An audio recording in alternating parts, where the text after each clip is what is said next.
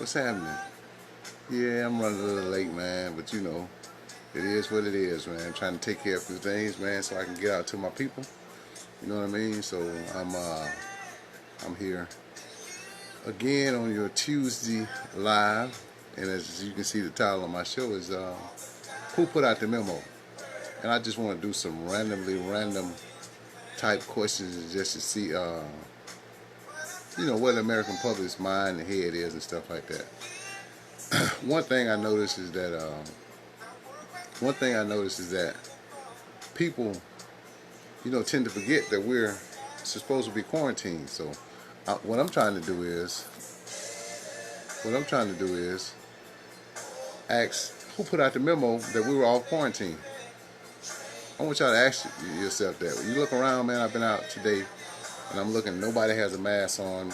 The lines, the 6 feet lines in the stores, nobody's respecting them, and it's just crazy. All the stores are opening back up, and people are just sitting and just like it's just like nothing ever happened. But somebody did say that it was going to pass just as if nobody had ever been on quarantine. So the thing is, I just want to know, because if I missed it, somebody please tell me where I can find it. Who put out the memo that we were all quarantined? Who put out the memo that people shouldn't be social distancing, or, hey, what's up, soldier? That people shouldn't be social distancing, or that we shouldn't be practicing safety with each other to stop the spread of the virus and stuff like that. But I'm talking about people are going nonchalant, shaking hands, high fiving, still having party. Even this Mother's Day weekend, you could ride down the street, and there were several parties where people were out in groves, man, in groves. How you doing, Sandy?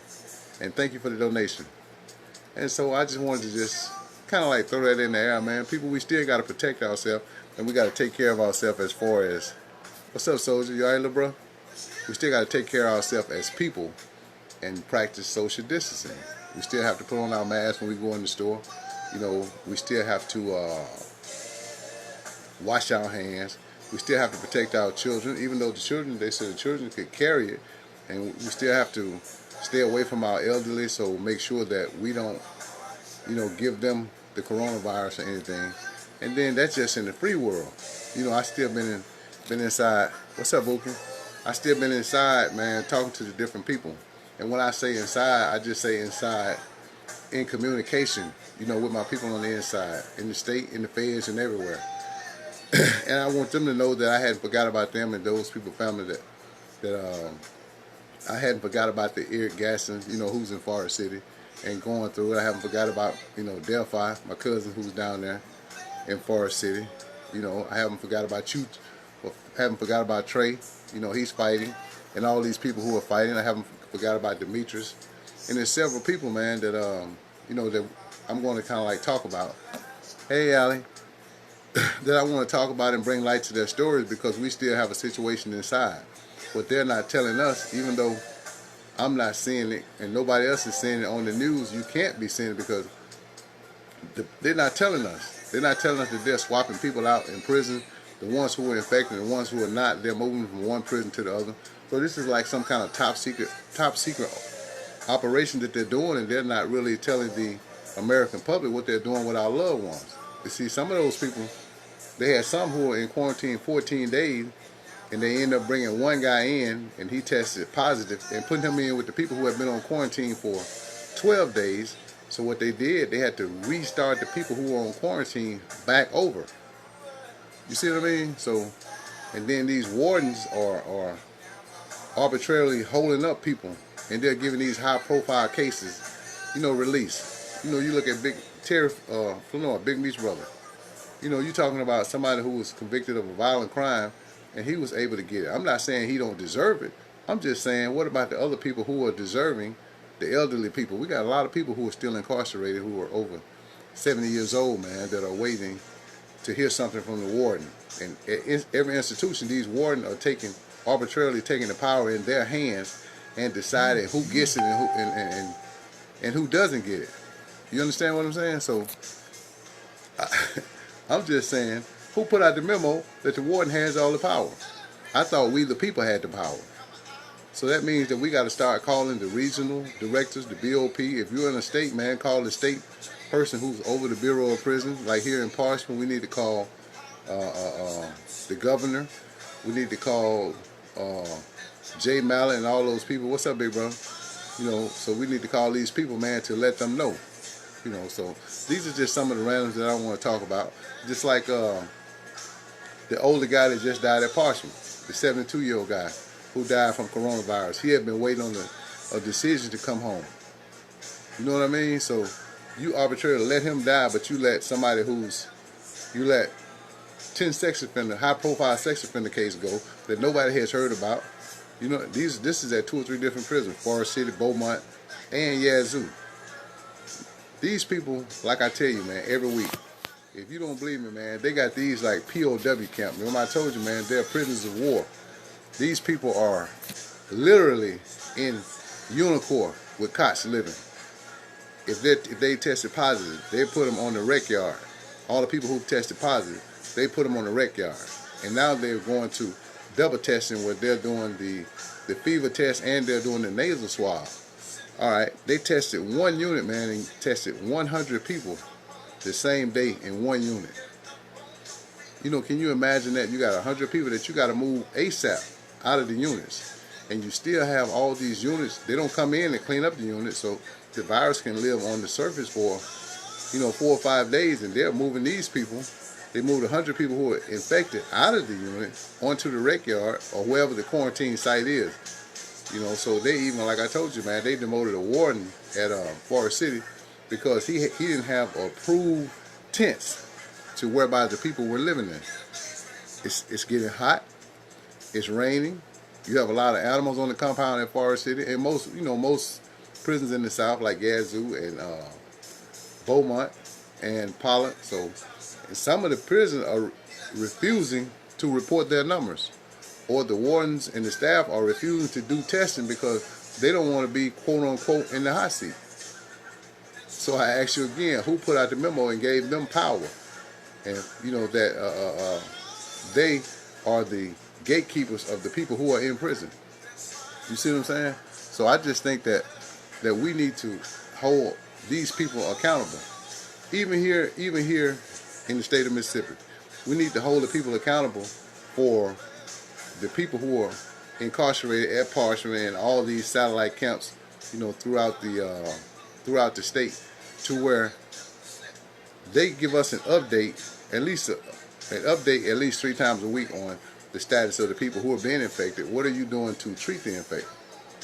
You know what I mean? Because they're having, some states are saying, like in Ohio, they're making the mask. They're having the inmates making the mask, but they're not requiring them to wear them at all times during the daytime. And then in the units that have open bays, at some prisons, they're making them wear them 24 hours or they're going to receive an incident report. You mean the only way that he can't have the mask on if he's literally in the shower, but when he comes out the shower, he had to put his mask on. So it's just like, it's a state of mass confusion, and nobody, you know, is holding these people accountable. I like to say a happy belated Mother's Day to all the women who are incarcerated. So if you have a loved one incarcerated, you know what I mean? And I was just told, you know, by one of the soldiers one of the freedom fighters, Amy, that a second lady at Aliceville passed. You know what I'm saying? Hey, Preston. So they're not giving us the correct numbers, man, and these numbers are rising daily with the people who are incarcerated that are dying and that are in ill health, man. So Butner has put a gag order on any media attention or anything like that. Even when you go on BOP.gov, you know, to where you can look at the status of different people, their numbers really hadn't changed in the last week because they don't want everybody to know that they're full and the majority of their population at the prison is infected. Some of these people are getting ready to go home. You know what I mean? Some of these people are getting ready to go home, and you're releasing these people who are, you can only keep them quarantined for so many days. What are you going to do? Are you going to continue to keep him inside the prison? So we have to get on Charles Grassley and Richard Durbin and all these people. We got to make phone calls to them and to see what's going on, because they're actually pressing the BOP staff to do something about letting these people go. You know, and so, man, it's becoming a sad, sad thing. You know, like I told you tonight, I'm going to be doing some random.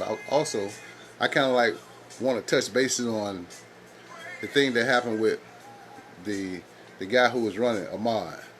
You know, I've been listening to different stories, and so one that really, I was going to hold my peace on it because I don't like to play the so-called race card, but I was listening to this black girl, Candace Owens, I think, and she's a Trump supporter, you know, so I wish she would come to Mississippi and live for 1 month.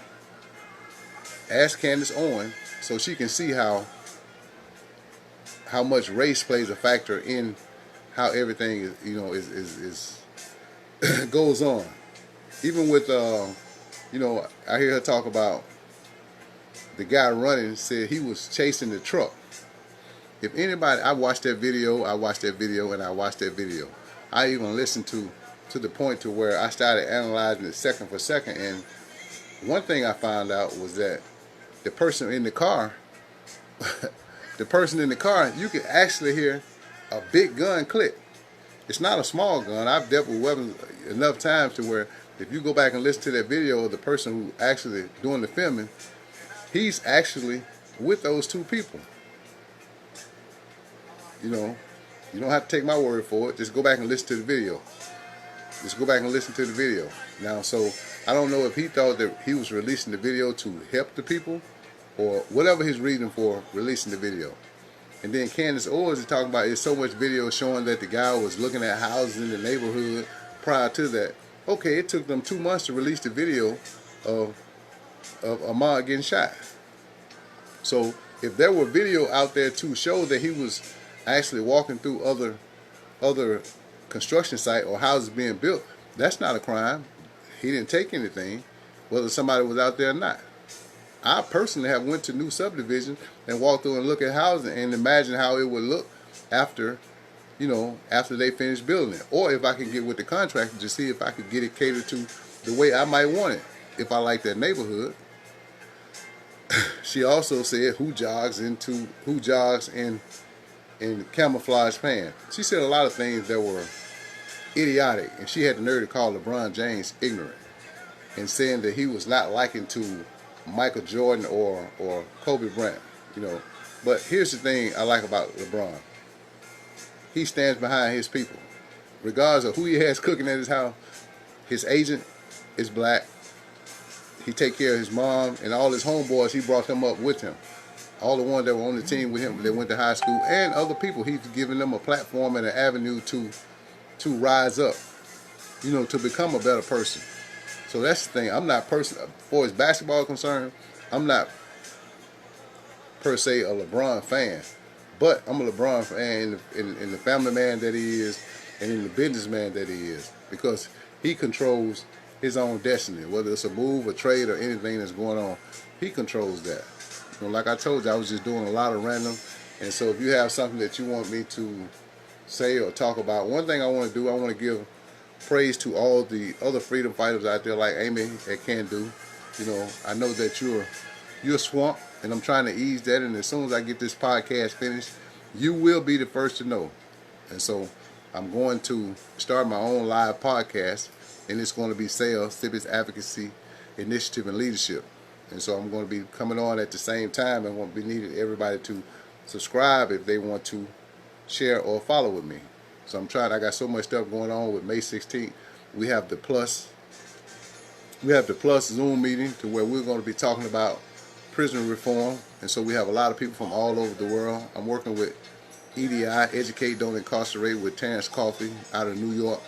And so I have a lot of things going on. I'm working with Cassio Batiste in Jackson, who has King's Leadership, you know, and Stonesville Crowd in North Carolina. So I'm trying to build a brand with the people who are working towards prison reform, because that's something we have to do, man. We have to stop our young kids from going to prison.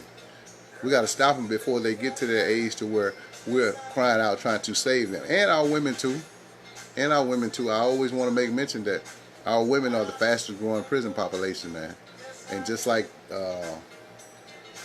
the young lady, the Native American that died uh, from giving childbirth in prison. Why in the world during the coronavirus, and why was she in her third trimester in still in prison? Why? Why did she have to die in prison trying to give birth to a baby? You know, during this pandemic. Man, there's no sympathy. I mean, even if you put her home on house arrest or whatever, I think it's just inhumane that a woman should give birth to a child inside a prison. You know what I mean? No matter, man, especially if she's didn't have anything but a drug charge. Yeah, that's a matter of opinion, Bookin. That's a matter of opinion. You know, so yeah. But anyway, my son was saying LeBron is definitely the greatest of all time. Oh, off the court. Oh, definitely. Definitely, no doubt. I agree wholeheartedly. You know, so I like the things that he does off court. And so another thing I want to touch bases about is that people are filing motion with the courts and with the warden. I think that what we need to tell our family is some kind of way we need to bypass the institution and file like straight to the courts and take the power out of the warden's hand. Because the warden, he sees it. I don't know why all these wardens, especially if he came up through what they call custody, if he came up on the custody side of the institution, if he came up on custody side, then his whole mindset is 99% of the time is that we should be in prison and that he shouldn't do anything to release anybody unless he's actually forced to. You know what I mean? Like I told the warden, I told the same warden that just got demoted, Warden Hendricks there at Yazoo, when I put in to go to my son's funeral. Man, I had my family ready to pay the money, even though I was at the camp. And people go home on furlough at the camp all the time. They take them to the bus station and they end up letting them go to the funeral. But I asked the same warden right now that had the illegal tents on the compound. Yeah, what's up, soldier? Black Liberation Movement. I asked the same warden, Warden Hendricks, to let me go to my son's funeral. And he said, well, you know, you have over 5 years. I said, yeah, but I only have 6 years. I said, is 60 months going to make a difference? 12 months going to make a difference as to whether I come back or not? And I told him I wouldn't disrespect my family like that.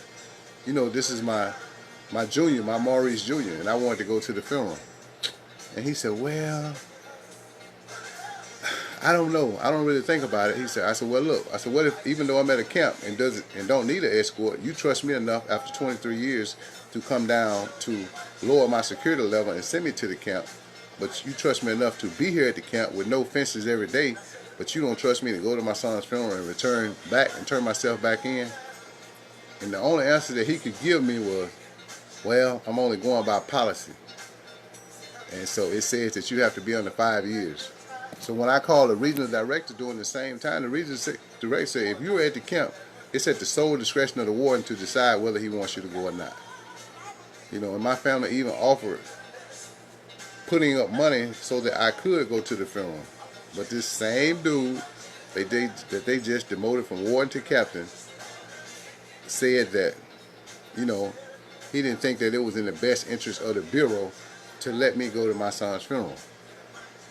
You know what I mean? And so that's just one of the things. That just show you how, and he came up through custody. I said that to make the point that he came up through custody. And so one thing I want to do is also say on the Positive Leaders Unite, so we have that plus meeting, and it's going to be May 16th. We're actually going to have a 2-day meeting. So we're going to have speakers from everywhere, you know, both days, and we're going to be talking about prison reform. I'm going to be, as of now, I'm going to be speaking on juvenile justice and the different type of sentences that our juveniles receive. I think that that's a big problem too. I was speaking to the assistant warden in Rankin County this weekend, Warden Shivers, and she was, man, it is booking, you know, and it haunts me every day. But I was speaking to her, and she was just telling me that she has over 700 to 800 juveniles in Rankin County that are waiting to go to the penitentiary when they turn 18. We're talking about 15 to 16 years old who are sitting now in prison waiting to go to the big house, to the prison when they turn 18. And some of them are, I guess, repeat offender juvenile, but they might have had 2 truancy and still in the candy bar, and they got time for it because they had like 3 prior juvenile felonies. So they actually gave them time, like 5 to 7 years inside of prison. You know, and I think this is utterly ridiculous when you have a person that's been in prison for 15 and 16 years, and you got some people that are actual predators in prison that control the lives of many people. I think, you know, people think that a gang of people run a prison. It's actually 1 or 2 people that control the masses of people inside a prison. And if you got one of those people who are messed up, then they're going to corrupt their whole following. If his first mindset is not to be right or be legitimately for the people and for peace, I'm going to say that, and for peace, then there's going to be a lot of violence at that prison. You know why? Because he can sit back. He can sit back and call shots and not care about whoever down on the battlefield, because he has a circle. He has a tight-knit armored circle around him, and he's going to be untouched. He just feel like he's in a position to consider himself God. What's up, Red? You know, so that's just one of the things that a lot of people don't see that goes on inside a prison. So until a person that's incarcerated change his mindset and understand that we're all, it's the inmates against the prison system, not necessarily the guards, but the prison structure, then that's the only way that reform is ever going to change. Whenever we think that it's us against each other, what black against white, or Hispanic, you know, race against race, then we're going to be messed up. They're going to keep us into that mental enslavement, and they're going to sit back and watch. They're going to sit back and watch us destroy each other and not care. The same way they're doing now. They're sitting back and watching us. They got inmates moving inmates now. Very seldom, they said the staff population, they don't even let the staff really go inside the prison. All the moving is done by other inmates. Those inmates that they've indoctrinated to trust, they're letting them do all the dirty work, or should I say, the dangerous work in dealing with the units that are infected. And so it starts higher up. If those people don't care about, if they're inhumanely inconsiderate of the situation or the things that our men and women who are incarcerated are going through, even with the juvenile justice, if they're inconsiderate about that, then he has to file an appeal, Chantel, immediately. You know, that's the thing. So don't give up. You know, don't let that one thing, you know, if somebody gets denied for compassionate relief, don't accept that first answer as the all tell, because that's what they want you to do. Because it went through the warden, and like I just told you, the warden are, hey, what's up, brother? The one thing about that first is now the warden, he's doing what he wants to do, not what the attorney general and everybody else has told them to do. You know what I mean? So I got you, Pat. I'll keep you up. We're gonna have a meeting tomorrow on Zoom, so just get with me after this. So Chantel, don't take that as a firm denial. You make sure that you tell him. You make sure that you tell him to put in his appeal, because he only has 7 days to file an appeal, and cite the same thing, and then cite how many cases that they have at the institution, and just, even if they have to file a class, I think that all the people who are not infected, who have a compassionate release pending, and those who have been tested positive, should file a class action suit against the Bureau of Prisons and make them answer why they won't let, you know, just like you let Michael Cohen and all these other people, these high-profile cases go, Ray Nagin, and all these people who still have a lot of time left, you let them go, but you got a right to deny a person who can't really pay you or be a political notch in your belt. You know, you just deny everybody else who's not going to be conducive to, or a stepping stone for you to rise above. So make sure you tell him that he has 7 days. He has 7 days to contact you. But then again, like I say, I am doing random, so I want to jump around. And I want to reiterate, because some of you weren't on, and I asked the question, who put out the memo that this pandemic was over? Man, we have to still wear our masks and still social distance and protect ourselves to try to keep our kids safe. So here in Mississippi, it's like, I'm not saying, quote unquote true, but you listen to the sign, the telltale. I really don't think that they're going to let the kids go back to school this coming fall. That's just my opinion. That's just my opinion. And if you look at it, if you look how everything else is going and how everything is going, man, these people are not ready for the next wave of the pandemic. All our healthcare workers are overworked. All our prison staff are overworked. It's spreading in the prison system so fast that they can't keep up with it, and they don't want to tell. This is on the federal level. I can only imagine the state. And like I said, they're not actually reporting all of the deaths that are occurring inside of prison. So we have to hold them accountable and to find a way to get the true numbers and to get the true words. You know what I mean? So we have to keep pushing and keep digging and clawing and chipping away at the shackles until we saw through them. We have to keep trying to pick the lock, until we finally open it. We have to garner and get enough support to where we can change some of these laws that affect our people. And like I say, I don't like playing the race card, but if you look at the prison system is at least 75 to 75% African American. And we make up less than 30% of the population. The statistics say 13. I think it's a little higher than that, because they're going to consider the mixed children part of us now. They're going to kick them to us. And again, to Candace Owen, she's trying to garner support for Trump. And again, like I said from last Tuesday, how many times have you heard anything about the upcoming presidential election? They're rocking us to sleep, man, and not making us go out and vote. If you haven't voted, if you haven't filed for your census or whatever, man, we have to make our votes be counted, man. So we don't have a hotel owner or a billionaire, a multimillionaire running the country. So that's just one of the things. What's up, son? You made it? But I just wanted to wish everybody Godspeed, man, and hope you stay safe.